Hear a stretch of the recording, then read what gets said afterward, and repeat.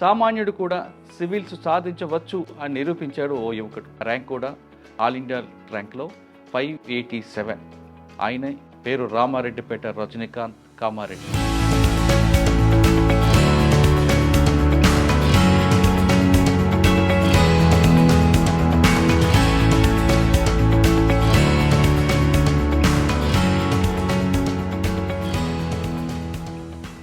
పెరిగింది చాలా గ్రామీణ ప్రాంతం, మధ్యతరగతి కానీ మధ్యతరగతి కింద కుటుంబం. సివిల్ చేయాలి అన్న పట్టుదల ఎందుకు వచ్చింది? ఏ సంఘటన నీలో మార్పు తీసుకొచ్చింది? ఎప్పుడు వాళ్ళు చదువుకోకుండా మా పిల్లల్ని బాగా చదివించాలనేది మాత్రం మా అమ్మ నాన్నకి చాలా ఉండేది. సో ఆ చదివించాలనుకున్నప్పుడు చిన్న చిన్న ఉద్యోగాలు కాదు, మీరు పెద్ద ఉద్యోగమే చేయాలి, ఎందుకు చిన్న ఉద్యోగమే చేయాలి, ఎప్పుడు మనకు ఎందుకు కాదు, చదువుకుంటే డెఫినెట్గా మీరు కూడా ఉద్యోగాలు మంచి ఉద్యోగాలు చేయొచ్చు కదా అనేది ఇప్పుడు మా నాన్న మా అమ్మకి ఎప్పుడు ఉండేది. పెరిగిన పరిస్థితుల వల్ల కూడా నాకు ఎప్పుడు అనిపించేది మనం కూడా సో వాళ్ళ బాధలు నా బాధలు ఎప్పుడు తెలిసి ఉంటాయి కాబట్టి ఎవరికో హెల్ప్ చేస్తూ ఉండాలి, ముందుకు తీసుకెళ్ళాలి అనేది ఇప్పుడు ఉండేది. 3 సార్లు ఫెయిల్ అయినప్పుడు బాధ అనిపించలేదా? అరే ఇంతమంది చదువుతున్నారు, ఎందుకురా వెళ్ళడం, వెనక్కి వెళ్ళిపోయి ఆ టీచర్ ఉద్యోగం చేసుకుందాం అనుకున్నారా? నేను ఎందుకు సాధించకూడదు అనే ఒక పట్టుదల వచ్చింది. ఫెయిల్ అవుతున్న ప్రతిసారి ఫినాన్షియల్ గా చాలా ప్రాబ్లమ్స్ ఉండేవి. మళ్ళీ వెళ్తే తిరిగి రాలేము. ఒక్కసారి ఆల్రెడీ ఒకప్పుడు అనిపించేది మన వల్ల కాదు, ఇంకా మెయిన్స్ కూడా అవ్వట్లేదు, సరే ప్రిలిమ్స్ అంటే దాటం, మెయిన్స్ అవ్వట్లేదు, వెళ్ళిపోదాం అని అనిపించేది. ఒక పేపర్లో 120 వచ్చి ఒక పేపర్లో 60 మార్క్స్ వేశారు. జీర్ణించుకోలేకపోయాను. ఎందుకు భయపడాలి? నేను ఏం కోల్పోవట్లేదు. నేను ఏం వచ్చినప్పుడు నేను ఐఏఎస్ కాలేదు కదా, ఫస్ట్ ఇంటర్వ్యూ కాబట్టి. క్వశ్చన్స్ ఏమంటారు, మీరే ముందు ప్రిపేర్ అవుతారు. అక్కడ మీరు ఆల్రెడీ ప్రిపేర్ అయిన ఆన్సర్లు చెప్దాం అనుకున్నారా, లేదు అక్కడ వచ్చిన క్వశ్చన్కి ఆన్సర్ రిలేటెడ్ వెంటనే చెప్పేయాలనుకున్నారు? హౌవెవర్ ఇక్కడ ఎలా ఉంటుందంటే అంత టైం ఉండదు ఆలోచించడానికి. You hardly take 30 seconds. రెండోది ఏంటంటే సో దాని మీద ఫోకస్ చేయడం వల్ల ఆటోమేటిక్గా finally actually I believed in that principle and finally it gave me result. మీరు పొల్యూషన్ వెళ్ళారు ఎప్పుడైనా? వెళ్ళాను సార్. ఒకసారి కామారెడ్డిలో వెళ్ళాను, ఒకసారి హైదరాబాద్లో కూడా పోలీస్ స్టేషన్కి వెళ్ళడం జరిగింది. అక్కడ మాట్లాడే భాష ఏదైతే ఉందో, చదువుకున్న వ్యక్తులుగా తీసుకోలేకపోయా. ఈ విషయం కూడా తెలియకుండా నార్మల్ గా వేరే వాళ్ళతో వెళ్ళినా కానీ అక్కడ మర్యాద లేకపోవడం, ఉన్న వాళ్ళకి లేని వాళ్ళకి చాలా డిఫరెన్స్ అక్కడ ఉంటుందని అర్థమైంది. ఉన్నవాడు వెళ్తే గవర్నమెంట్ ఉంది లేని వాళ్ళ కోసం, ఉన్నవాడు ఎలానే వెళ్ళిపోతాడు, లేనివాడే కదా ముందు వెళ్ళేది. Welcome to I dream. సామాన్యుడు కూడా సివిల్స్ సాధించవచ్చు అని నిరూపించాడు ఓ యువకుడు. ఒకసారి కాదు, 2 సార్లు కాదు, 3 సార్లు కాదు, 6వసారి సివిల్ సాధించాడు. మధ్యతరగతి కుటుంబంలో పుట్టి గ్రామీణ ప్రాంతంలో పెరిగి ప్రభుత్వ స్కూల్లో చదివిన కుర్రాడు 5 సార్లు రాశాడు. కానీ ఎక్కడ విసుగు చెందకుండా, నిరాశ నిస్పృహ కోల్పోకుండా ఖచ్చితంగా సాధించాలి అనే పట్టుదలతో 6వసారి ఆయన ర్యాంక్ సాధించాడు. ఆ ర్యాంక్ కూడా ఆల్ ఇండియా ర్యాంక్లో 587. ఆయనే ఈరోజు మన గెస్ట్. పేరు రామారెడ్డిపేట రజనీకాంత్ కామారెడ్డి. రజనీకాంత్ 6 సార్లు రాసిన తర్వాత కూడా సాధించడం వెనక కృషి ఏంటి, ఆ కఠోర శ్రమ వెనక పడ్డ కష్టం ఏంటి, అతనికి 6 సార్లు కూడా తల్లిదండ్రులు ఏ విధంగా ప్రోత్సహించారు, ఎంతమంది ఆయనకు సహకరించారు విషయాన్ని ఆయన తెలుసుకుందాం. రజనీకాంత్ నమస్తే, కంగ్రాట్స్. నమస్తే sir, thank you so much. పట్టు వదలని విక్రమార్కులాగా నువ్వు సాధించావు.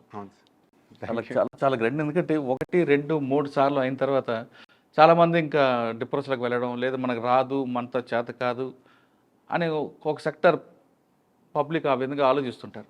మన వల్ల కాదు, ఎక్కడో ఉండాలి, దీని వెనక ఏదో రాజకీయ పలుకుబడి ఉండాలి, ఇటువంటి అపోహలు కల్పిస్తుంటారు కొంతమంది. సో అంటే నువ్వు కానీ ఒక చిన్న కుటుంబం, నాన్నగారు ఒక చిన్న గుమస్తా, ఆ గుమస్తా కడుపును పుట్టి మహా అయితే అకౌంటెంట్ అవుతారు, ఇంకేదో చేస్తారు. కానీ నువ్వు ఖచ్చితంగా సాధించాలి అనుకుని సివిల్ సాధించావు. అది కూడా ఆల్ ఇండియా లెవెల్లో వచ్చింది. నీకు ఖచ్చితంగా ఐపీఎస్ వస్తుంది అనుకుంటున్నాను. హోమ్ క్యాటర్ కాకపోయినా వేరే స్టేట్ అని రావచ్చు, ఐపీఎస్ కాకపోతే ఐఆర్ఎస్, ఈ 2 గ్యారెంటీ. ఈ 5 సంవత్సరాల నుంచి దాదాపు 5 సంవత్సరాల నుంచి కష్టపడుతున్నాం. 5 సంవత్సరాల కష్టం వెనక పడ్డ నీ కష్టాన్ని వెనక నీ ఒక్కడుగా చాలామంది కృషి ఉంటుంది. ఫెయిల్ అవుతున్న కొలిది నీకు ప్రెజర్ పెరుగుతుంది, నిన్ను ఇక రాదు అని కొంతమంది అనుకుంటారు. అటు లేదు, నువ్వు ఖచ్చితంగా సాధిస్తావు అంటూ నీకు మోరల్ సపోర్ట్ చేసిన వాళ్ళు ఉంటారు. మోరల్ సపోర్ట్ కన్నా ఇటువంటి మాటలు విన్న తర్వాత నీలో కూడా నిరాశ నిస్పృహ వస్తుంటుంది. ఇవన్నీ ఎలాగ ఈ స్ట్రెస్ దాటుకుంటూ వచ్చావు? ఈ ప్రశ్నకు సమాధానం చెప్పే ముందు ఒకసారి మీ కుటుంబ నేపథ్యం, మీ నాన్నగారు అమ్మగారు నీకు ఏ విధంగా సపోర్ట్ చేశారు? Thank you so much sir for inviting me to your studio. Preparation టైంలో ఎప్పుడన్నా బోర్ కొడితే ఇంకా ఇదే ఇన్స్పిరేషనల్ టాక్స్ ఏదైనా చూడాలనుకుంటే ఐ డ్రీమ్లో చాలా వరకు వచ్చేసాయి. ఆల్రెడీ 4-5 ఇయర్స్లో చాలామంది టాపర్స్ వచ్చారు కదా.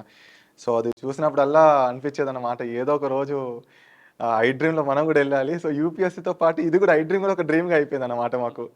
సో నేను కూడా అనుకునేవాడిని 3 ఇయర్స్ నుండి అనుకుంటున్నా. మెయిన్స్ రాస్తున్న టైంలో కూడా అంటే ఒక మంచి పాజిటివ్గా అనిపించి పుష్ ఇచ్చేదన్నమాట. ఆ స్థాయి మనం కూడా పాపులర్ అవుతాము, మనకు కూడా 10 మందికి తెలుస్తాం, మన హార్డ్ వర్క్ చాలా మందికి తెలుస్తుంది.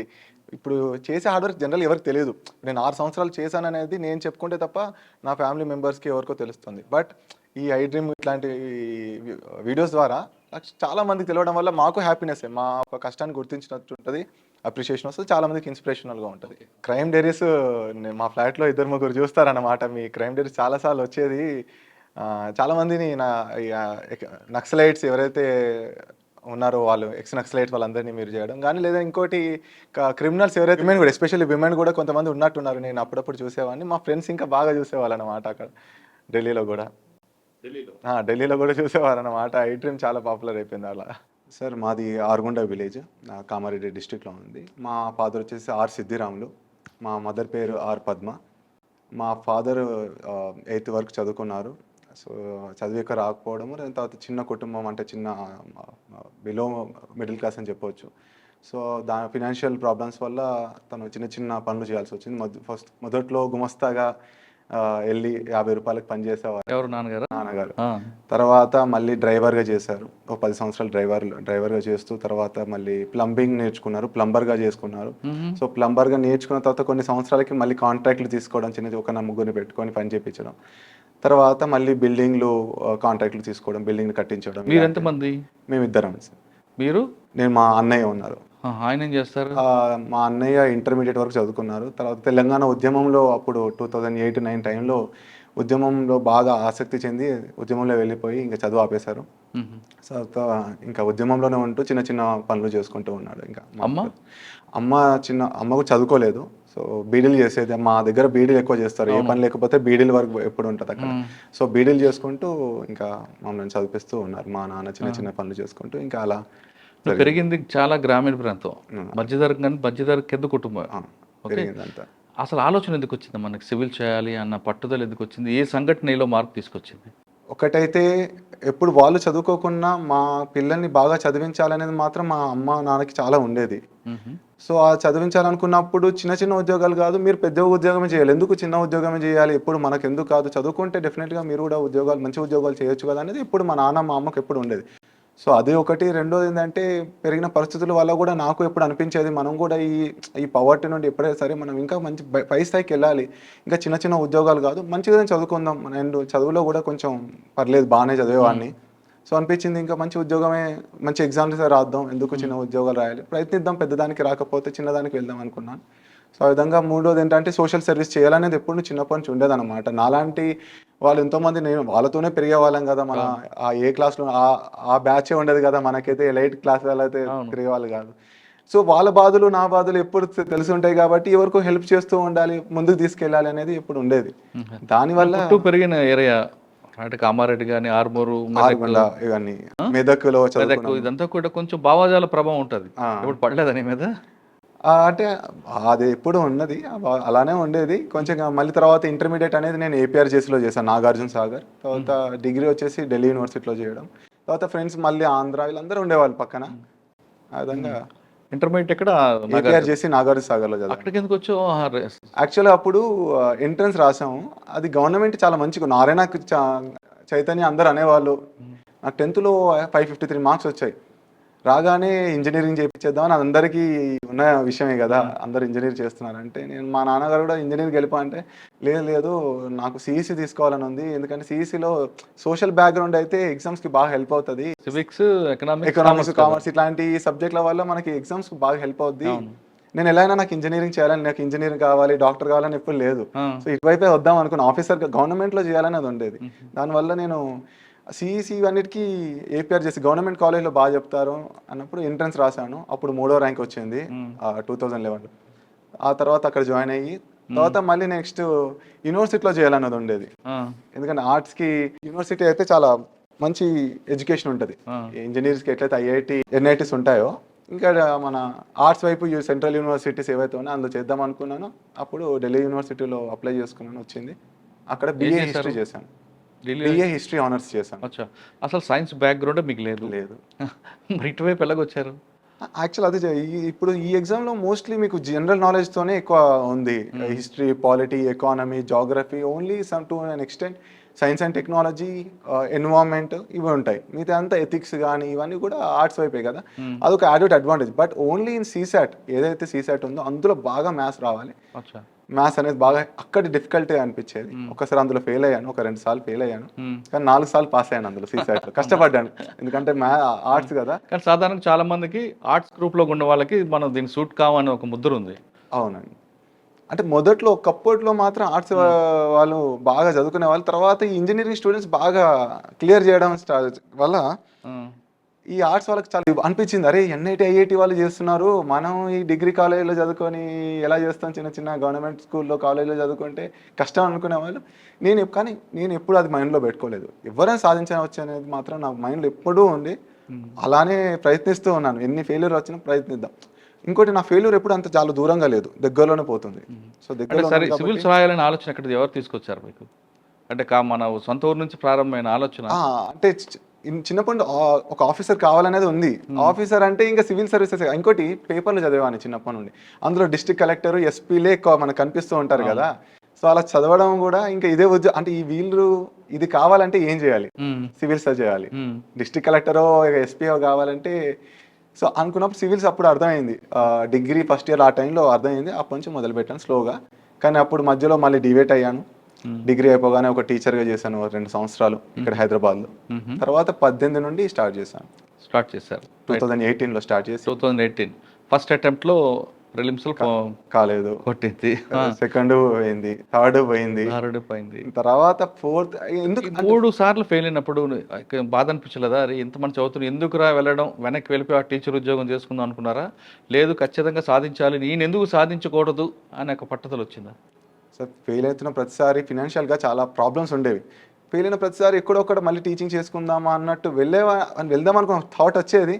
కానీ ఎక్కడో అక్కడ మళ్ళీ వెళ్తే తిరిగి రాలేము. ఒక్కసారి ఆల్రెడీ చేసాము, మళ్ళీ రావడానికి చాలా ఇబ్బంది పడ్డాను. మళ్ళీ సివిల్ సర్వీసెస్ రావడానికి మళ్ళీ వెళ్తే ఇబ్బంది పడతాము. కొంచెం బాధ ఉండేది, ఇది ఉన్నా కానీ తట్టుకొని ఒక 15 రోజులు బ్రేక్ తీసుకొని మళ్ళీ మైండ్ చేసి మా ఫ్రెండ్స్ ఉండేవాళ్ళు. యాక్చువల్గా ఏంటంటే మంచి ఫ్రెండ్స్ అనేది చాలా ఇంపార్టెంట్. నాకు అఖిల్ అని ఒక ఫ్రెండ్ ఉండేవాడు, ఇప్పుడు అసిస్టెంట్ కమాండెంట్గా ఉన్నాడు, నా క్లాస్మేట్ ఇంటర్మీడియట్. అతను చాలా పాజిటివ్గా ఉంటాడు, రెండోది చాలా హార్డ్ వర్కింగ్, 3 రైట్ డైరెక్షన్లో వెళ్తాడు. ఈ 3 అతనిలో క్వాలిటీస్ నన్ను చాలా అట్రాక్ట్ చేశాయి. అరే మా ఫ్రెండ్ని బ్లైండ్గా ఫాలో అయిపోయావని. అలా ఫాలో అవుతూ ఇంకో తాండవ్ అనే ఒక ఫ్రెండ్ ఉండేవాడు, అతను ప్రిలిమ్స్ బాగా చేసేవాడు. సో అతను చెప్పినట్టు విని ప్రిలిమ్స్ మాత్రం 3-4 అటెంప్ట్లో నేను క్లియర్ చేశాను. 2 మాటలు విని క్లియర్ చేశాను. తర్వాత మెయిన్స్కి మళ్ళీ నాకు మంచి ఫ్రెండ్స్ దొరికారు. నేను కొంచెం ఢిల్లీకి వెళ్ళాను మెయిన్స్ ప్రిపరేషన్ కొంచెం దానికోసం అని. అక్కడ సాయి ప్రకాష్ అనే ఒక అబ్బాయి ఉండేవాడు. అతను ఫస్ట్ అటెంప్ట్లో ఐపీఎస్ వచ్చింది, నా రూమ్మేట్. అక్కడ ఇప్పుడు అకాడమీలో ట్రైనింగ్లో ఉన్నారు. మధ్యలో మళ్ళీ ఈవెల్ తీసుకుని ఐఏఎస్కి ట్రై చేశారు, రాలేదు. ఇప్పుడు అకాడమీలో ట్రైనింగ్లో ఉన్నారు. అతను ఇద్దరు కలిసి ఉండేవాళ్ళం. సో మెయిన్స్ నాది అవ్వట్లేదు, ఫస్ట్ టైం రాసిన మెయిన్స్ అవ్వలేదు, అతనిది అయ్యింది. అప్పుడు మళ్ళీ అతని గైడెన్స్ తీసుకునేవాడిని. సో సాయి ప్రకాష్ తర్వాత ఇంకో ఫ్రెండ్ 22లో మళ్ళీ నాకు సుభాష్ అనే ఒక ఫ్రెండ్ పరిచయం లైబ్రరీలో. ఇద్దరం చాలా క్లోజ్ అయిపోయాం. అతనికి ఐఆర్ఎస్ వచ్చింది 22లో. సో ఇద్దరు నా పక్కనే ఉండేవాళ్ళు. మళ్ళీ వాళ్ళు ఐఏఎస్కి ప్రిపేర్ అయ్యారు వాళ్ళిద్దరు. తర్వాత క్రాంతి, ఇంకో 2-3 ఫ్రెండ్స్ ఉన్నారు. వాళ్ళు ఎప్పుడు వాళ్ళ ఇంతకుముందు మెయిన్స్ రాసి పాస్ అవ్వడం, అలాంటి కంపెనీ వల్ల ఎప్పుడు పక్కనే ఉండడం వల్ల బాగా నేర్చుకున్నాను వాళ్ళ దగ్గర. పాజిటివ్ వైబ్రేషన్ చాలా బాగా పాజిటివ్. పక్కనే వాళ్ళు క్లియర్ చేస్తూ అంటే ఒకప్పుడు అనిపించేది మన వల్ల కాదు, ఇంకా మెయిన్స్ కూడా అవ్వట్లేదు, సరే ప్రిలిమ్స్ అంటే దాటం, మెయిన్స్ అవ్వట్లేదు, వెళ్ళిపోదాం అని అనిపించేది. కానీ ఈ ఫ్రెండ్స్ ఉండడం వల్ల మాత్రం ఫ్రెండ్స్ సపోర్ట్ బాగుంది. ఒకవైపు అమ్మా నాన్న ఫైనాన్షియల్ ప్రాబ్లమ్స్ ఉన్నాయంటారు, వాళ్ళు ఎప్పుడు కూడా వచ్చారా మనకి ఎందుకు అన్నారా? లేదండి, మా ఫ్యామిలీ వాళ్ళు ఎంత ఇబ్బంది పడ్డా వాళ్ళు తినకున్నా కానీ అది మాత్రం ఎప్పుడు కూడా నెలకి పంపించేవాళ్ళు.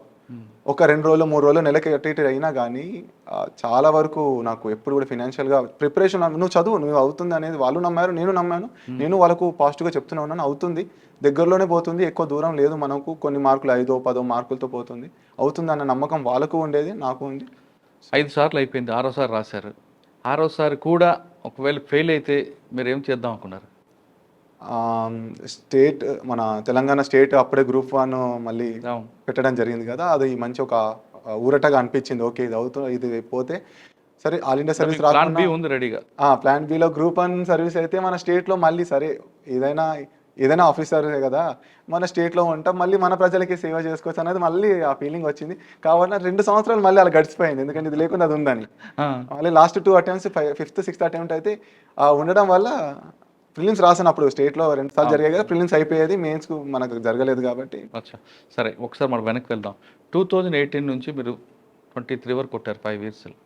ఆప్షన్ ఏం తీసుకున్నారు మీరు? నాది హిస్టరీ ఆప్షనల్ సార్. ఎందుకో? నేను చదివింది BA history honours Shri Venkateswara college Delhi యూనివర్సిటీలో. తర్వాత MA హిస్టరీ కూడా ఇగ్నోర్ నుండి చేశాను, డిస్టెన్స్లో MA పూర్తి చేశాను హిస్టరీలోనే. అలానే UGC నెట్ రాసాను, నెట్ క్లియర్ అయింది. సో దాంట్లో నాకు బాగా సబ్జెక్ట్ కానీ అందులో చాలా మంది ఏమంటారంటే ఎక్కువ పేపర్లు రాయాలి, రాస్తూనే ఉండాలి అంటారు. అవును సార్, అది చాలా చదవాలి. హిస్టరీ అనేది రాసేది అది చాలా వాస్ట్ గా ఉంటది, చదవాలి, చాలా రాయాలి, చాలా గుర్తు పెట్టుకోవాలి. అందులో మీకు క్రీస్తు పూర్వాలు అన్నీ ఉంటాయి కదా. సార్ అవన్నీ గుర్తుపెట్టుకోవడం చాలా డేట్స్ గుర్తు పెట్టుకోవాలి, చాలా నేమ్స్ ఉంటాయి, చాలా నేమ్స్ ఒకటి కాదు, ఎందుకంటే ఇది కాన్సెప్ట్ ఏమి ఉండదు అక్కడ. డైరెక్ట్ గా మీరు ఆ నేమ్స్ కానీ, ఇప్పుడు హిస్టోరియన్స్ కూడా ఉంటారు, ఆ హిస్టోరియన్స్ కూడా నేమ్స్ గుర్తు పెట్టుకోవాలి, వాళ్ళ కాన్సెప్ట్ వాళ్ళ థియరీస్ ఉంటాయి, ఆ థియరీస్ గుర్తుపెట్టు. సో మెమరీ పవర్ ఇక్కడ, మెమరీ గేమ్. అంటే క్రీస్తు పూర్వ వరకు వెళ్తుంటారు కదా. ఎక్కడో మన ఇండస్ వ్యాలీ సివిలైజేషన్ నుండి మొదలు అందులో ఎన్ని సైట్స్ ఉన్నాయి, ఆ సైట్స్ పేర్లు, ఆ సైట్స్ లో ఇంపార్టెంట్ ఎక్స్కవేషన్స్ ఏం జరిగాయి, లేదా తర్వాత ఆ వేదిక్ సివిలైజేషన్ లో ఏం జరిగాయి. సో చాలా మెమరీ గేమ్. అంటే ఒకవేళ హిస్టరీ తీసుకోవడం వల్ల 5 సార్లు మీకు ఇబ్బంది అయిందా?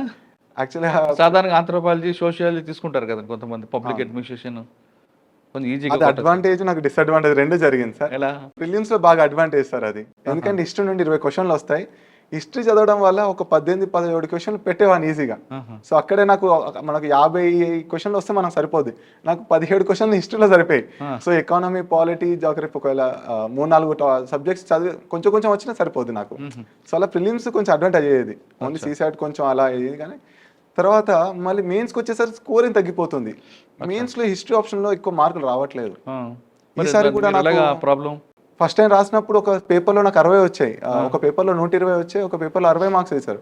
అసలు జీర్ణించుకోలేకపోయాను నేను. MA హిస్టరీ చేసి, UGC నెట్ క్లియర్ చేసి, అంటే ఒక అసిస్టెంట్ ప్రొఫెసర్ క్వాలిఫై అయిన వారిని రెండో పేపర్ హిస్టరీ, రెండో పేపర్లో 16 మార్క్స్ అనేసరికి ఐ కుడెంట్ డైజెస్ట్. వదిలేద్దాం అనుకున్నాను history. I thought to go for anthropology are sociology or any other optional arts subject.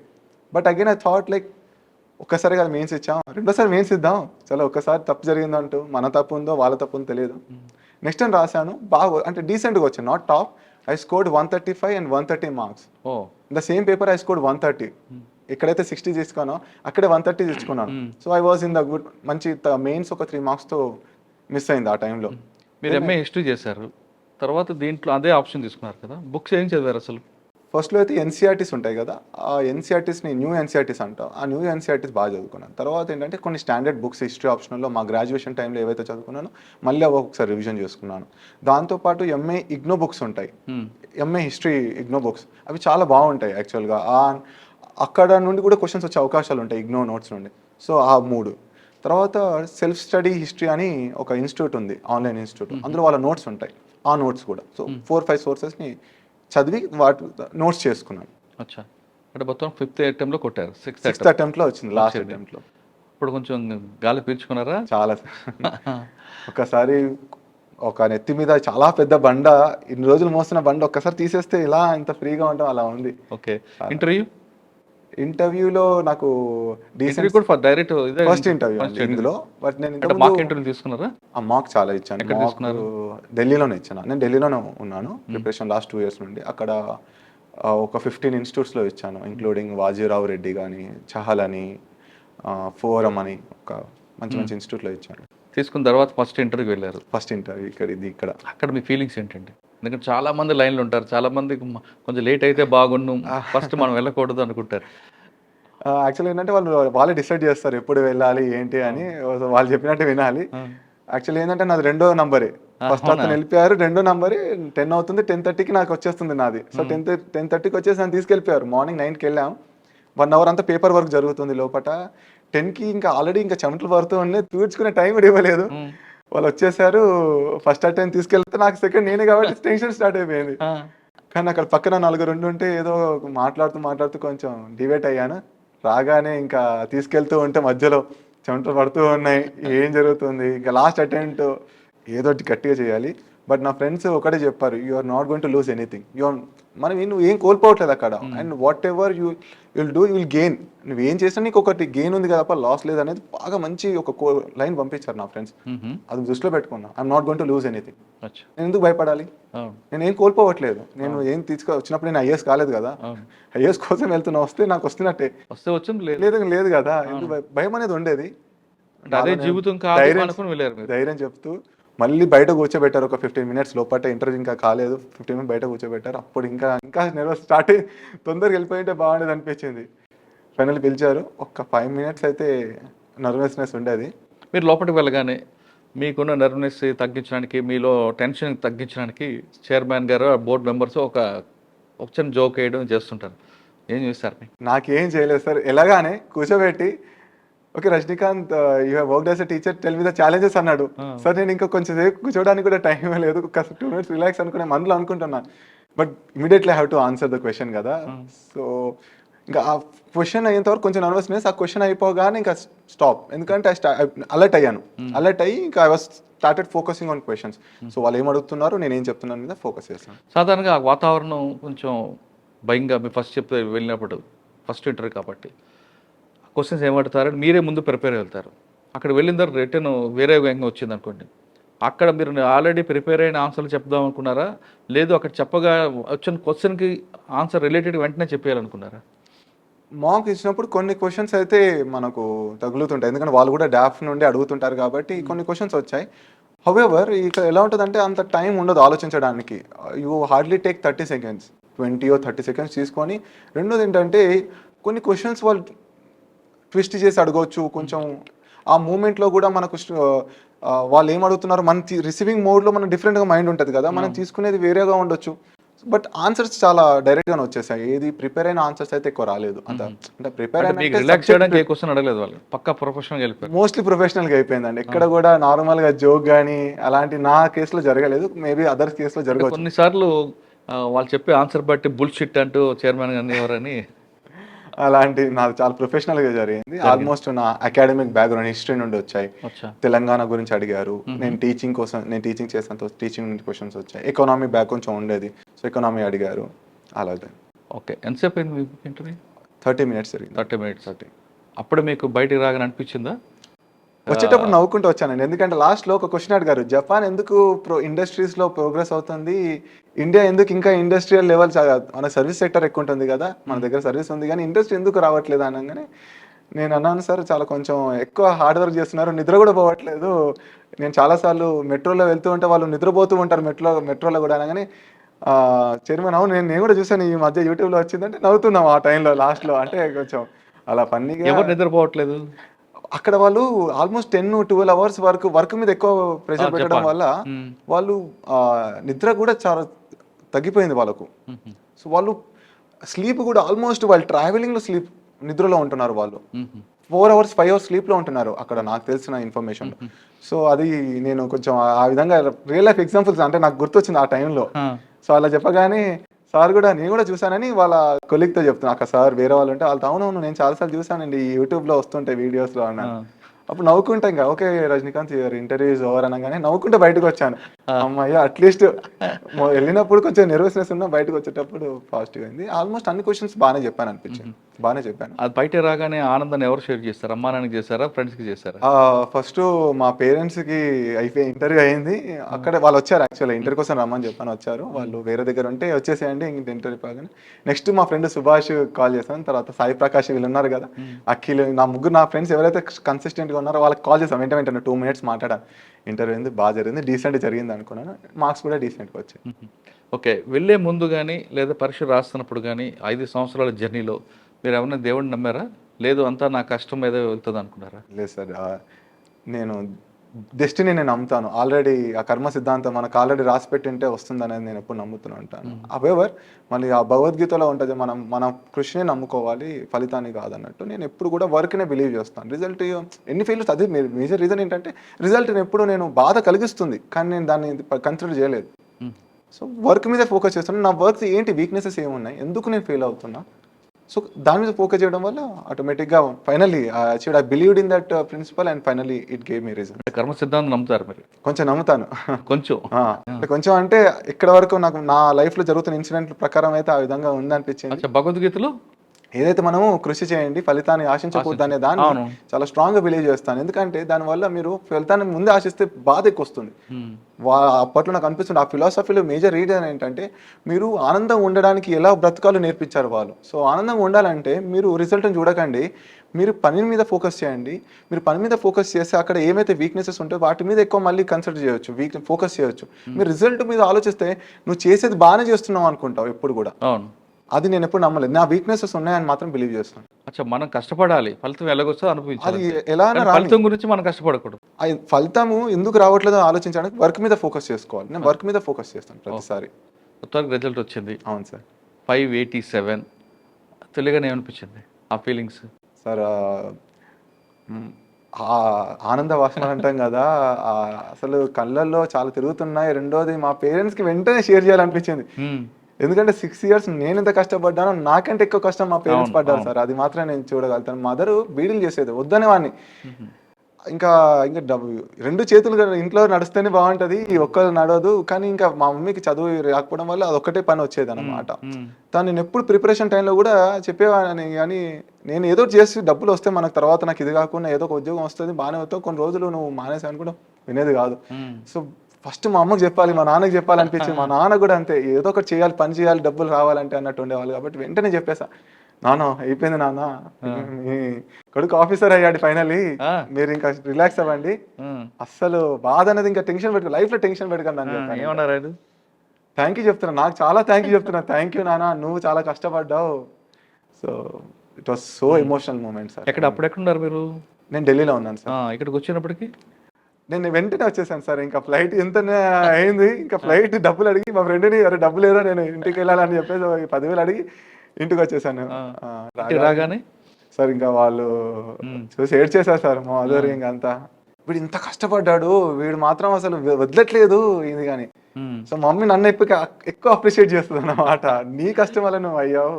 మీరు ఐఏఎస్ కానీ ఐపీఎస్ కానీ అవ్వాలనుకుంటే మీకు ఒక గోల్ ఉంటుంది, ప్రజలకి ఈ విధంగా సేవ చేయాలి, ఈ రంగాల్లో వాళ్ళకి మనం సపోర్ట్ చేయాలి. ఎగ్జాంపుల్ ఐఏఎస్ అయ్యారనుకోండి, ఎక్కువ దేని మీద ఫోకస్ చేస్తారు మీరు? ఎడ్యుకేషనా, స్కిల్ డెవలప్మెంటా, అన్ఎంప్లాయ్మెంటా, లేదా ఉమెన్ ఎంపవరా, లేదంటే అగ్రికల్చరా, దేని మీద ఎక్కువ ఫోకస్ ఉంటుంది? నా మైండ్లో ఎప్పుడూ 2-3 ఉండేవి సార్. ఒకటి అయితే ఎడ్యుకేషన్, ఎస్పెషలీ మా కామారెడ్డి, నిజామాబాద్ ఆ ప్రాంతంలో విమెన్ లిటరసీ చాలా తక్కువ sir, below national average. For example మా మదర్ చదువుకోలేదు కదా, అసలు జీరో నా ఎడ్యుకేషన్ అన్నమాట. అక్కడ మా మమ్మీ వాళ్ళ అక్కలు చెల్లి ఎవరు చదువుకోలేరు అట్లా ఆ ప్రాంతంలో. విమెన్ లిటరసీ బాగా ఎంకరేజ్ చేయాలని ఎప్పుడు ఉండేది. రెండోది ఏంటంటే సార్ అగ్రికల్చర్. ఈ అగ్రికల్చర్లో సార్ మా చుట్టాలు చాలా మంది అగ్రికల్చర్ వాళ్ళు ఉంటే వాళ్ళకు ఇన్కమ్ సరిగ్గా చాలా తక్కువ ఉంటుంది సార్. సో ఏదో ఒకటి ఇన్నోవేటివ్గా మనం అగ్రికల్చర్లో కూడా మనం కాంట్రిబ్యూట్ చేయాలనేది ఉండేది. మూడోది ఏంటంటే ఈ చైల్డ్ మ్యారేజెస్ ఇవన్నీ బాగా జరుగుతాయి మా వైపు. చైల్డ్ మ్యారేజెస్ కానీ కొంచెం ఈ కాస్ట్ డిస్క్రిమినేషన్ కూడా చాలా ఉండేది. ఇప్పుడు ఉందా అంటే ఊర్లలో అయితే మీకు తెలిసిందే సార్, అది ఎక్కడొక్కడ ఓపెన్గా చేయకుండా కానీ కాస్ట్ డిస్క్రిమినేషన్ జరుగుతున్నాయి. ఒక 10 సంవత్సరాల బ్యాక్ అయితే, 15 సంవత్సరాల బ్యాక్ నేను చిన్నప్పుడు పెరుగుతున్న పరిస్థితుల్లో చూసింది. సో మైండ్లో ఉండేది.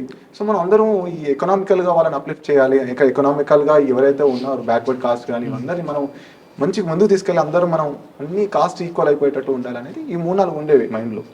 స్ట్రాంగ్ రీజన్స్ సార్ నేను ముందుకు వెళ్ళడానికి. ఓకే, ఇవి కాకుండా ప్రతి మనిషికి కావాల్సింది విద్య, వైద్యం, హెల్త్ మీద మీరు ఏమైనా ఫోకస్ చేశారు అప్పట్లో?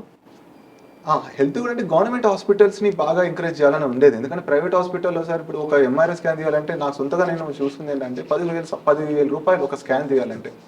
అంటే చిన్న చిన్న కుటుంబాలు అయితే అఫోర్డ్ చేయలేవు. సో గవర్నమెంట్ హాస్పిటల్స్ పట్ల కూడా మనం ఇంకా ఇన్ఫ్రాస్ట్రక్చర్ అంటే మనం మాట ఆ లెవెల్ వెళ్ళినప్పుడు పాలసీ మేకింగ్లో we can contribute towards the government hospitals అనేది కూడా అనిపించింది. అలా కూడా మీరు ఢిల్లీ వెళ్ళారు, అక్కడ కూడా మీరు ఢిల్లీ చుట్టుపక్కల అన్ని ప్రాంతాలు తిరుగుంటారు, హర్యానా అని చూసుంటారు. మనకి తెలంగాణ స్టేట్లో ఉన్న గ్రామీణ ప్రాంతాలకి మీరు వెళ్ళిన ఢిల్లీ చుట్టుపక్కల గ్రామీణ ప్రాంతం చాలా వ్యత్యాసం కనిపిస్తుంటుంది.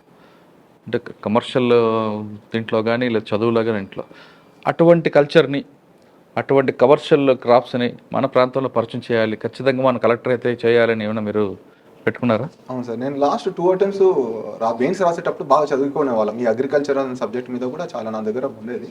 అప్పుడు ఏమనిపించిందంటే మన దగ్గర మేజర్గా ఈ ఓన్లీ మొక్కజొన్న, షుగర్ కేన్ కానీ కొన్ని క్రాప్స్, కాటన్ ఇవే ఉన్నాయి.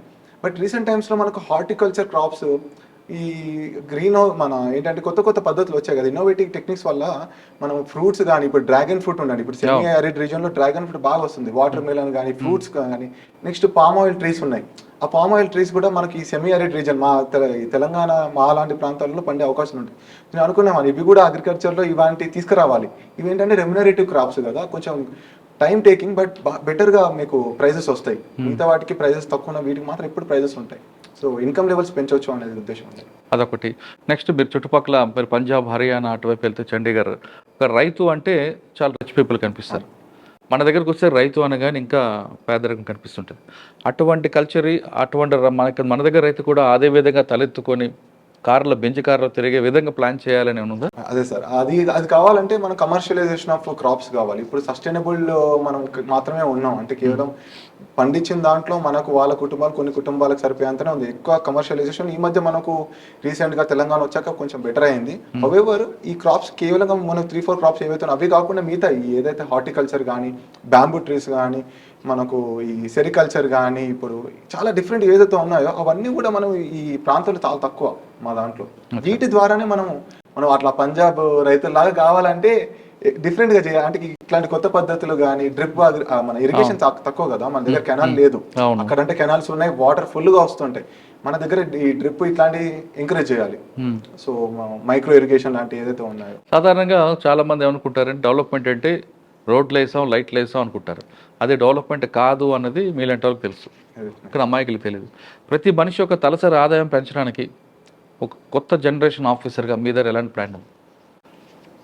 పర్ క్యాపిటల్ ఇన్కమ్ పెరగాలంటే సార్, ఫస్ట్లీ మనం డైవర్సిఫికేషన్ ఆఫ్ ద జాబ్స్ ఉండాలి. అంటే మేజర్గా ఎవరైతే ఇప్పుడు ఒక ఫర్ ఎగ్జాంపుల్ అగ్రికల్చర్లోనే తీసుకుంటే మనము వాళ్ళు కేవలం ఒక క్రాప్ మీద డిపెండ్ కాకుండా మిక్స్డ్ ఫార్మింగ్ అంటాం కదా, వాళ్ళతో ఈ మన యానిమల్ రేరింగ్ కూడా, అంటే ఈ ఆవులను వీళ్ళని కూడా పెంచడం, వాటి ద్వారా మిల్క్ ఏదైతే ఉత్పత్తున్నో మిల్క్కి మధ్య చాలా డిమాండ్ ఉంది కదా, మిల్క్ ప్రొడక్ట్స్ కానీ. సో అది. రెండోది ఏంటంటే మనం ఇట్లాంటి ట్రీస్, కొన్ని కమర్షియల్ ట్రీస్ ఉంటాయి, వాటిని కూడా వాళ్ళకి పెంచాలి. ఓకే, ఆ విధంగా. నెక్స్ట్ ఇండస్ట్రియల్ సెక్టర్ సార్, మేజర్గా ఏంటంటే మన ఇండస్ట్రియల్ సెక్టర్ చాలా తక్కువ. సో ఇన్నోవేటివ్ మనకు ఇన్వెస్ట్మెంట్లు అట్రాక్ట్ చేయాలి మన ఏరియాలోకి, కంపెనీస్ రావాలి. ఇప్పుడు ఒక కార్ కంపెనీ పెట్టామంటే దాని ద్వారా ఎన్నో సెకండరీ ఆపర్చునిటీస్ వస్తాయి. సో ఆ విధంగా మనం ఇండస్ట్రీని డెవలప్ చేసుకుంటూ, దెన్ సాఫ్ట్వేర్ కూడా మనం హైదరాబాద్ ఏదైతే ఉందో సార్, యాక్చువల్గా మన పర్ క్యాపిటల్ ఇన్కమ్ హైదరాబాద్ పక్కన పెట్టేస్తే మిగతా వాళ్ళ పర్ క్యాపిటల్ చాలా తక్కువ ఉంది. సో ఈ సాఫ్ట్వేర్ ఇండస్ట్రీస్ని మనం డీసెంట్రలైజ్ చేయగలిగితే డెఫినెట్లీగా, అది వచ్చేసి ఇప్పుడు కొంచెం సిద్దిపేటలో మొదలైంది, వరంగల్, కరీంనగర్లో కొంచెం అయింది. ఈ కామారెడ్డి, మా నిజామాబాద్, ఆదిలాబాద్ ఈ సైడ్ కూడా కొంచెం సాఫ్ట్వేర్ ఇండస్ట్రీస్, నార్మల్ ఇండస్ట్రీస్, ఈ ఫ్యాక్టరీస్ కూడా వస్తే పర్ క్యాపిటల్ ఆటోమేటిక్గా పెరుగుతుంది. రైట్. ఇంకా ఐఏఎస్, ఒకవేళ ఐపీఎస్ ఇప్పుడు 587 ఐఏఎస్ వచ్చింది, హోమ్ కేటర్ అయితే డౌట్ అనుకుంటా, ఇంకా వేరే స్టేట్కి వెళ్తారు. రోస్టర్లో ఏ స్టేట్ కోసం వెళ్తారా, లేదు అక్కడ ఎవరు అమ్మాయిని పెళ్లి చేసుకుని మళ్ళీ మీరు హోమ్ కేటర్కి వస్తారు? ఇప్పుడైతే ఆలోచన ఏం లేదు సార్, మనకు సర్వీస్ కావాలి. నేను ఎప్పుడు ఈ స్టేట్లో చేయాలని ఎందుకంటే అనుకుంది ఆల్ ఇండియా సర్వీస్ కాబట్టి ఏ స్టేట్ వచ్చినా మనకు ఓకే అనుకున్నాను. డెఫినెట్లీ మన స్టేట్ వస్తే I would be the most happy person. But however అది సెకండ్. మన స్టేట్ కన్నా వేరే స్టేట్లో పనిచేస్తే ఎక్స్పోజర్ పెరుగుతుంది కదా. అవునండి, డెఫినెట్లీ. ఇంకోటి ఏంటంటే ఈ రాజకీయ ఒత్తిడి తగ్గిపోతాయి కంపారిటివ్లీ. లేదంటే ఇక్కడ మన వాళ్ళే కదా, ఇది చేయి అది చేయి అని అంటుంటారు. అదైతే కొంచెం తక్కువ ఉంటుంది ఇనిషియలీ. ఒక 5 సంవత్సరాలు 10 సంవత్సరాలు అక్కడ మనం ఎక్కువ ఒత్తిడి పెట్టారు, మనం కూడా వినే అవకాశాలు కూడా ఉండవు అక్కడ వేరే స్టేట్. లా అండ్ ఆర్డర్ విషయం, ఇప్పుడు మీరు ఒక ఐపీఎస్ ఆఫీసర్ రాబోయేవారు అనుకుందాం, లా అండ్ ఆర్డర్ ఎలా చేయాలి? మీకు ఢిల్లీ లాంటి క్రైమ్ ఏరియాలో చూశారు కాబట్టి, కామారెడ్డిలో క్రైమ్ కంపేర్ చేసుకుంటే ఢిల్లీలో ఎక్కువ ఉంటుంది మన తెలంగాణ కంపేర్ చేసుకున్నాం. ఇప్పుడు జనరేషన్ క్రైమ్ ఎలా పెరిగిందంటే ట్రెడిషనల్ క్రైమ్ పోయింది, వైట్ కాలర్ అఫెన్స్ వెళ్ళిపోయింది, ఇప్పుడు సైబర్ క్రైమ్ నడుస్తుంది ఎక్కువగా. ఈ సైబర్ క్రైమ్ కంట్రోల్ చేయడం కానీ, లేదా క్రైమ్ ఎగ్నిస్ట్ ఉమెన్ విషయంలో కానీ, క్రైమ్ ఎగ్నిస్ట్ చైల్డ్ విషయంలో, వీటి మీద ఏమైనా మీరు కొత్తగా చేద్దాం కానీ, లేదు పోలీస్ స్టేషన్కి వచ్చిన వాళ్ళ పట్ల మర్యాదగా మాట్లాడడం. మీరు పోలీస్ స్టేషన్కి వెళ్ళారు ఎప్పుడైనా? వెళ్ళాను సార్. అక్కడ మీకు ఎలాంటి అనుభవం ఎదురైంది? చాలా చేదు అనుభవాలేదు సార్, ఎందుకంటే అటువంటి అనుభవాలు వేరే వాళ్ళకి రాకుండా ఉండడానికి మీరు కొత్త ఒక ప్లాన్ చేసుకొని దాన్ని డెవలప్ చేద్దామని ఏమైనా ఉందా? డెఫినెట్లీ చాలా నాకు ఫస్ట్ ఎప్పుడు కూడా చెప్పండి, మీకు ఎక్కడ చేదు అనుభవం ఇది? 2-3 సార్లు పోలీస్ స్టేషన్కి వెళ్ళినప్పుడు అక్కడ వాళ్ళు మాట్లాడే భాష నాకు నచ్చలేదు సార్. ఎందుకు ఎస్ఐ వెళ్ళారు కానీ మీరు? సిఐ కానీ ఒకసారి చిన్న చిన్న గొడవలో వెళ్ళాం. ఎక్కడ, కామారెడ్డిలోనా? ఒకసారి కామారెడ్డిలో వెళ్ళాను, ఒకసారి హైదరాబాద్లో కూడా పోలీస్ స్టేషన్కి వెళ్ళడం జరిగింది. అక్కడ మాట్లాడే భాష ఏదైతే ఉందో అది నాకు నచ్చలేదు సార్. అంటే ఒక సిఏ స్థాయి ఎస్ఐ స్థాయిలో ఉన్న వ్యక్తులు కూడా లకారాలు మకారాలు మాట్లాడుతూ ఉంటే చదువుకున్న వ్యక్తులుగా తీసుకోలేకపోయా. ఇదేంటి నేనేదో నేరస్తుని కాదు, లేదంటే నేనేదో టెర్రరిస్ట్నో, లేదంటే నేను ఇంకా పెద్ద తప్పులు చేసి ఉండలేదు, లేదంటే నేను ఇంకా అసలు ఈ విషయం కూడా తెలియకుండా రాగానే మర్యాద లేకుండా మాట్లాడడం. నేను నార్మల్గా వేరే వాళ్ళతో వెళ్ళినా కానీ అక్కడ మర్యాద లేకపోవడం, ఉన్న వాళ్ళకి లేని వాళ్ళకి చాలా డిఫరెన్స్ అక్కడ ఉంటుందని అర్థమైంది. ఉన్నవాడు వెళ్తే కూర్చొని బట్టి మాట్లాడతారు, లేనివాడు వెళ్తే గేట్ బయట ఉండాలి, సార్ వస్తాడు పిలుస్తారు లోపలికి అంటారు. అంటే ఎంత వ్యత్యాసం సార్. అసలు గవర్నమెంట్ ఉంది లేని వాళ్ళ కోసం, ఉన్నవాడు ఎలానా వెళ్ళిపోతాడు, లేనివాడే కదా ముందు వెళ్ళేది. లేనివాడికే ఇబ్బందులు, ఉన్నవాడు ఎందుకు వెళ్తాడు పోలీస్ స్టేషన్, ఇక్కడ ఎందుకు వాడు ఎందుకు వెళ్తాము? సో లేనివాడు వెళ్ళిన ముందే తెలుసు వీళ్ళు వస్తారని. అట్లాంటప్పుడు మనం మా భాషలో కానీ వెంటనే మళ్ళీ రియాక్షన్ అనేది కొంచెం ఈ మధ్య మన తెలంగాణలో మారొచ్చు కొంచెం మన పోలీసింగ్లో, కానీ మిగతా వేరే రాష్ట్రాల్లో కానీ ఇంకా ఆ భాష ఉంది. అది అంటే అది ఆ చేంజ్ తీసుకురావాలనుకున్నారు. అది ఒకటి. 2 సార్ మన అలానే మీరు సైబర్ క్రైమ్స్ అంటున్నారు కదా, అందులో కూడా డెఫినెట్లీ మనకు ఇన్నోవేటివ్ సొల్యూషన్స్ కావాలి. ఒకటి స్కిల్ డెవలప్మెంట్ చేపియాలి ఎస్ఐ కానీ సిఏ స్థాయిలో కానీ, లేదంటే కానిస్టేబుల్ స్థాయిలో నుండి కూడా కొంచెం ట్రైనింగ్ ఈ సైబర్ దాంట్లో ట్రైనింగ్ వాళ్ళకి ఇస్తేనే వాళ్ళు అవేర్నెస్ క్రియేట్ చేయగలుగుతారు. ఎందుకంటే గ్రౌండ్ లెవెల్లో చేసేది వాళ్ళే కాబట్టి. మీరు గ్రామీణ ప్రాంతం వచ్చారు, భావజాలం కొంత లేకపోయినా కొంచెం స్మెల్ అయితే ఉంటుంది మీకు, కానీ ప్రజలకి పోలీసుల మధ్యన ఒక గ్యాప్ ఉంది. మీరు కింద స్థాయిని చూసి వచ్చారు కాబట్టి ఆ గ్యాప్ని తగ్గించడానికి మీ దగ్గర ప్లాన్ ఆఫ్ యాక్షన్ ఉందా ఏమన్నా? అవును సార్. ఒకటి నేను ఏమనుకున్నానంటే, ఒకవేళ ఐపీఎస్ సార్ వస్తే మాత్రం వారంలోనో ఎప్పుడో ఒకసారి రూరల్ ఏరియాస్కి వెళ్ళాలి. ఎందుకంటే వాళ్ళు మ్యాక్సిమం ఎస్ఐ సిఎస్ స్థాయిని కలిసడానికి వీలుంటుంది, ఒక ఎస్పీ లెవెల్ ఒక ఏఎస్పీ ఎస్పీ లెవెల్ని కలిసడానికి వీలు ఉండదు. సో వాళ్ళు మన దగ్గర రావడం కంటే మనమే వాళ్ళ దగ్గరికి, ఏదైతే మనం ప్రజల వద్దకే పాలన అంటాం కదా, ఆ విధంగా నేను అనుకునేవాడిని వారంలో ఒక్కసారైనా సరే ఆఫీస్ నుండి బయటికి వెళ్ళి వాళ్ళ దగ్గరికి వెళ్ళి మనం విలేజ్లో ఒక మీటింగ్ అరేంజ్ చేసేసుకొని, మీకు ఏ ఇష్యూస్ ఉన్నాయి వాళ్ళు రావడం కదా, మీరే వాళ్ళ ఎప్పుడో ఒకసారి వీలైన 15 రోజులకు ఒకసారి మనకి, ఎందుకంటే ఆఫీసర్గా డిఫరెంట్ రోల్ ఉంటుంది. దాని తర్వాత పర్సనల్ స్థాయిలో కూడా వెళ్ళి ఎప్పుడైనా సండే ఎప్పుడైనా నాకు వీలు దొరికితే విలేజెస్కి వెళ్ళాలి. విలేజెస్ అక్కడికి వెళ్ళి పంచాయతీ గ్రామ సభలో కానీ ఎక్కడైనా పార్టిసిపేట్ చేయాలని ఇప్పుడు ఉండేది. ఆలోచన మంచిదే, ఆలోచన చాలా మంది ఇంప్లిమెంట్ చేస్తున్నారు. కానీ ఇక్కడ ఒక మైనస్ ఎదురవుద్ది. మీరు డైరెక్ట్గా గ్రామీణ ప్రాంతంలో వెళ్ళి పబ్లిక్తో ఇంటరాక్ట్ అయ్యి మీ సమస్యలు ఉంటే డైరెక్ట్గా నాతో మాట్లాడిన ఫోన్ నెంబర్ ఇస్తే అక్కడ మీకు ప్రజలకి మధ్యలో ఇంకొక లేయర్స్ ఉన్నాయి, డిఎస్పీ సిఐ ఎస్ఐ. వాళ్ళు డైరెక్ట్గా వీళ్ళందరినీ ఓవర్కమ్ చేసి డైరెక్ట్ ఎస్పీతో మాట్లాడుతున్నారు కాబట్టి మాకు చాలా ఇబ్బంది అవుతుందంటూ కొంతమంది సబార్డినేట్స్ అంటుంటారు. అటువంటి సమస్య వచ్చింది అనుకోండి, మీరేం చేస్తారు అప్పుడు? ఇక్కడ బ్యాలెన్స్ అనేది చాలా ఇంపార్టెంట్. ఎలా అంటే నా ఒక మేజర్ ఉద్దేశం ఏంటంటే, ఒక ఆఫీసర్ ఎస్పీ లెవెల్ ఆఫీసర్ వాళ్ళ దగ్గరికి వెళ్ళి మాట్లాడిన వాళ్ళు ఒక ధైర్యం నింపాలని, అంతేగాని ఎస్ఐ సిఏ డిఎస్పీ జాబ్ని నేను చేస్తానని కాదు. నా జాబ్ ఏదైతే నా రోల్లో నేను చేస్తూనే ఉంటాను. కానీ మనం ఆ స్థాయికి వెళ్ళినప్పుడు, అరే నేను ఒక ఎస్పీ సార్తో మాట్లాడాననే ధైర్యం వాళ్ళు ఉన్నప్పుడు, వాళ్ళు ఎస్ఐ సిఐ దగ్గరికి వెళ్ళినప్పుడు కూడా ధైర్యంగా వాళ్ళ మాటలు చెప్పుకున్నాం. ఇప్పుడు నాకైతే ఎలా అయితే ఎప్పుడో ఒకసారి, రోజు అయితే కాదు, ఎప్పుడో ఒకసారి మనం కలిసినప్పుడు ఏదైతే ధైర్యం వస్తుందో, ఆ ధైర్యం నెక్స్ట్ టైం ఎస్ఐ పోలీస్ స్టేషన్కి వెళ్ళినప్పుడు నేను ఎస్పీ లాంటి ఆఫీసర్ చూసినప్పుడు వీళ్ళతో కూడా మనం కొంచెం చెప్పే అవకాశం అయితే ఉంటుంది. ఆ ఉద్దేశం చెప్పే అవకాశం ఉంటుంది. ప్లస్ ఎస్పీతో కంపేర్ చేసుకుంటారు అంటే ఆ విధంగా మనం ఆ స్థాయి ఎస్పీతో కంపేర్ చేస్తారు, కానీ ఎస్ఐ ఆ రూట్ బిహేవియర్ తట్టుకోలేరు కదా. అది కొన్ని అందులో ఇష్యూస్ రావచ్చు. మేము దాన్ని స్లోగా ఒక లోపలికి వెళ్ళాక తెలుసు ఆ గ్రౌండ్ లెవెల్ ఇంకా మనం, ఎందుకంటే వెంటనే వెళ్ళగానే ఇంప్రూవ్మెంట్ వస్తుంది నేను అనను. నేను ఒకవేళ ఇంకా నేర్చుకున్నట్టు చాలా ఉంటాయి ఆ రోల్లో. ఒకవేళ ఐఆర్ఎస్ వచ్చింది, అవును సార్, అప్పుడు ఏం చేస్తారు? ఆర్థిక వ్యవస్థని సార్ ఏదైతే మనకు ఈ మధ్య ఈ కరప్షన్ కానీ ఇలాంటి ఎకనామికల్గా జరుగుతుంటే దగ్గర మినిమైజ్ చేయడానికి ట్రై చేస్తుంటాం అంతే. ఇక్కడ బ్లాక్ మనీ ఏదైతే జరుగుతుంది, మేజర్గా రీజన్ ఏంటంటే ఐఆర్ఎస్ వాళ్ళది బ్లాక్ మనీని రెడ్యూస్ చేయడం, ఎలిమినేట్ చేయడానికి మేజర్గా వీళ్ళు ఉంటారు ఐఆర్ఎస్ ఆఫీసర్లు. సో దాంట్లో ఎకనామికల్గా కానీ మనం కాంట్రిబ్యూట్ చేయొచ్చు కంట్రీకి. అంటే 3 వచ్చాయనుకోండి, 3 రాదు కానీ ఒకటి వస్తుంది గ్యారెంటీ. ఐఏఎస్ రాదు, ఐపీఎస్ లేదా ఐఆర్ఎస్. ఐపీఎస్ మీకు వస్తుంది అనుకుంటున్నా. వచ్చిందంటే ఒకవేళ పోలీస్ స్టేషన్కి వెళ్ళారు మీరు, ఫస్ట్లో ప్రతి ఆఫీసర్కి మంచి జిల్లు ఉంటుంది.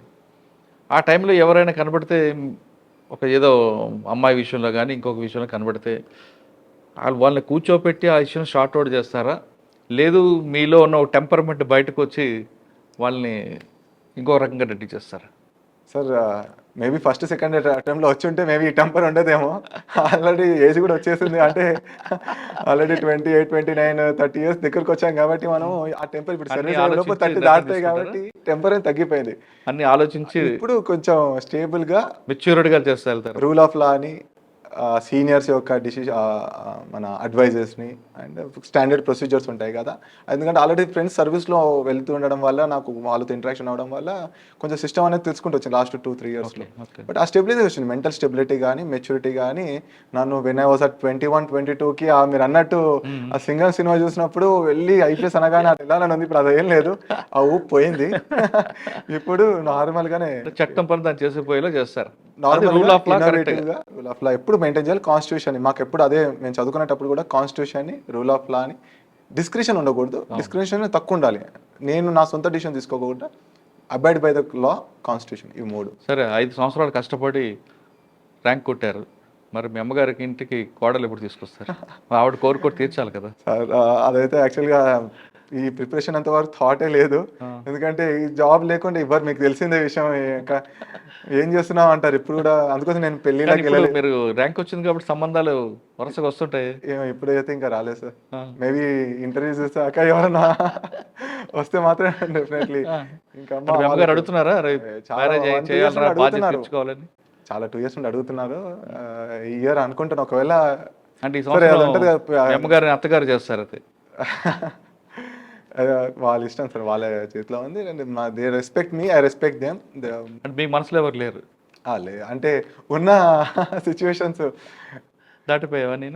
అయిపోయాయి సార్. ఆ లవ్ ఏజ్ అనేది, ఆ లవ్ ఏజ్ అవన్నీ దాటుకుంటూ వచ్చేసాం. ఇంకా ఇప్పుడు ఇంకా we have to listen to the సొసైటీని కూడా వినాలి. ఇంకా వీఆర్ రెస్పాన్సిబుల్. మనం చేసేది ప్రతిదీ కూడా ఒక 10 మంది చూస్తూ ఉంటారు కాబట్టి respecting the society, the my family, my other people. మీ మీద మొత్తం అందరూ ఫోకస్ ఉంటుంది. చిన్న తప్పు చేసినా అది ఎక్స్పోజ్ అవుతుంది సార్. అదే తప్పే కనిపిస్తుంటది యాక్చువల్ గా. మంచి అనేది చాలా తక్కువ మంది తీసుకుంటారు. మీరు ఇప్పుడు వచ్చి ఏ స్టేజ్కి వచ్చారంటే మీకు వెళ్ళాడు పొలిటికల్ బ్యాక్గ్రౌండ్, ఫైనాన్షియల్ బ్యాక్గ్రౌండ్ లేదు. మీ ఓన్ ఇంటిగ్రేట్ ఎలా డెవలప్ చేసుకుంటూ వచ్చారు. ఇక్కడ చిన్న స్టోన్ పడిందంటే రాయి షోకేస్ మీద పడితే ఎలాగుంటుందో అంత ఇంపాక్ట్ అవుతుంది. ఇప్పుడు మీరు ఎంత కేర్ఫుల్గా ఉండాలో అంత కేర్ఫుల్గా ఉండాల్సి వస్తుంది. Definitely sir. అదే అందుకోసమే ఏ డిసిషన్ కూడా 10 మందిని కన్సల్ట్ అవుతూనే తీసుకోవాలి. ఇండివిజువల్గా ఇప్పుడు we are part of the system. ఇప్పుడు గవర్నమెంట్లో వచ్చాం కాబట్టి వీఆర్ టు కన్సల్ట్. ఫైనల్గా చెప్పండి, మిమ్మల్ని చూసి సాధించాలి అనుకున్న వాళ్ళు చాలామంది వస్తుంటారు. ఈ స్టోరీ చూసో లేదంటే మిమ్మల్ని ఇన్స్పైర్గా ఫాలో అయ్యి వస్తున్న ఆస్పిరెంట్స్ మీరు ఇచ్చే మెసేజ్ ఏంటి? ఒకటి సార్, డిసిప్లిన్ చాలా ఇంపార్టెంట్ లైఫ్లో. అది ఏ జాబ్ అయినా, అది ఏ అంటే ఎగ్జామ్ అయినా, ఏదైనా డిసిప్లిన్ చాలా ఇంపార్టెంట్. సెకండ్, కన్సిస్టెంట్గా ఉండాలి. 3, హార్డ్ వర్కింగ్ ఉండాలి. 4, స్మార్ట్ వర్క్. ఈ రోజుల్లో స్మార్ట్ వర్క్ చాలా ఇంపార్టెంట్. కాంపిటీషన్ చాలా పెరిగింది. సో హార్డ్ వర్క్ అందరూ చేస్తున్నారు కాబట్టి ఇక్కడ కొంచెం స్మార్ట్ వర్క్ ఉండాలి. 3, ఇంకా లాస్ట్ వచ్చేసేసి అయితే అన్సర్టనిటీ అనేది లైఫ్లో ఉంటుంది. Do not expect the result మీరు ఆలోచించకండి. మీరు ప్రాసెస్ని ఎంజాయ్ చేయండి. ఏదైనా, అది సివిల్స్ అయినా, గ్రూప్ 1 ఎగ్జామ్ అయినా, మీరు ప్రాసెస్ని ఎంజాయ్ చేయండి. రైట్ డైరెక్షన్లో వెళ్ళండి. మన మెంటర్ బాగా ఉండాలి. అంటే ఒక గైడెన్స్ అనేది బాగా తీసుకోండి. యాటిట్యూడ్ వదిలేయండి. అంటే నేను చాలా ఇంటెలిజెంట్, నాకు అన్ని తెలుసు అనేది ఉంటే ఇంకా మీరు ఐఏఎస్ కాదు, మీరు ఇంకా వేరే ఉద్యోగాలు ఉండాల్సిన. సో నాకు ఏది రాదు, నేను డీసెంట్గా ఒక నార్మల్ విద్యార్థిని, యావరేజ్ పర్సన్ని, irrespective of from where you graduate. అంటే అది లేకుండా ఇవన్నీ కొన్ని ఉంటాయి ఫ్యాక్టర్స్. అంటే ఈ ఆఫీసర్ లైక్ క్వాలిటీస్ ఉంటే మాత్రం డెఫినెట్లీ కన్సిస్టెంట్గా ఉండేది వచ్చేంత వరకు ప్రయత్నించండి. మీరు బ్యాకప్గా ఏదైనా పెట్టుకోండి, అది కూడా ఇంపార్టెంట్. సో బ్యాకప్ ప్లాన్ పెట్టుకోండి. ఒకవేళ ఇది కాకపోతే అది అన్నట్టు ఉంటే you will be successful definitely. Okay, కష్టపడండి, కానీ ఫలితం ఆశించకుండా కష్టపడితే ఖచ్చితంగా మీరు సక్సెస్ సాధిస్తారంటున్నారు రజనీకాంత్. ఒక గుమస్తా కొడుకు ఈరోజు ఐపీఎస్ అవుతున్నారంటే అది ఎంత కష్టం అనేది అర్థమవుతుంది. సాధారణంగా గుమస్తా కొడుకులు ఒక అకౌంటెంటో లేదా ఇంకో వ్యాపారం చేస్తారు, కానీ వాళ్ళ తల్లిదండ్రులు ఇచ్చిన సపోర్టు, స్నేహితుల వాళ్ళు ఇచ్చిన సహకారంతో రజనీకాంత్ ఈరోజు 587 సాధించి అయితే తెలంగాణ కానీ లేదా పక్క రాష్ట్రాల్లో ఖచ్చితంగా ఐపీఎస్ వస్తారు లేదా ఐఆర్ఎస్ వస్తారు. ఆయన 5 సంవత్సరాలు కష్టపడితే ఈ స్థాయికి వచ్చారంటే ఆయనకున్న డిసిప్లైన్, వాళ్ళ పేరెంట్స్ సపోర్ట్ ఇవన్నీ ఉన్నాయి కాబట్టి. ఎక్కడ కూడా ఓవర్ కాన్ఫిడెన్స్ లేకుండా ఖచ్చితంగా సాధిస్తాను, చదువుతాను అనుకుని వచ్చారు. కానీ ఎక్కడ ఫెయిల్ అయిన ప్రతిసారి కూడా నిరాశ నిస్సురు చెందకుండా ఉన్నాడు కాబట్టి ఈరోజు అతని కుటుంబం ఈరోజు దేశం అంతా తలెత్తుకోలేగా చేస్తున్నారు.